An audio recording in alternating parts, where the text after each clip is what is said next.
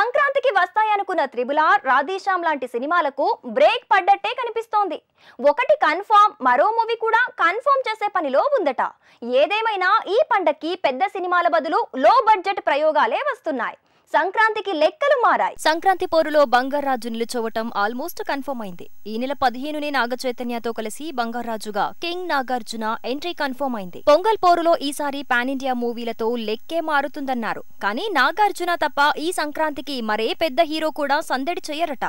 అలా బంగారాజు 15కి వస్తుంటే ఒకరోజు ముందు రౌడీ బాయ్స్ మూవీ రాబోతోంది. పోటీకి సిద్ధమైంది. మెగాస్టార్ అల్లుడు కళ్యాణ్ దేవ్ హీరోగా తెరకెక్కిన మూవీ సూపర్ మచ్చి. ఈ సినిమా సంక్రాంతి స్పెషల్ గా ఈ నెల 14న వరల్డ్ వైడ్ గా విడుదల కాబోతోంది. సూపర్ మచ్చి రౌడీ బాయ్స్ తో ఈ నెల 14న పోటీ పడబోతోంది డీజే టిల్లు.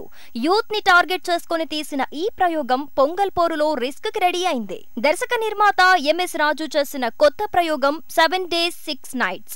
ఈ మూవీ మాత్రం ఈ నెల 15న రాబోతోంది. బంగారాజు సినిమాతో పోటీకి సిద్ధమైంది. అదే రోజు హీరో అంటూ మరో మూవీ కూడా సందడి చేయబోతోంది.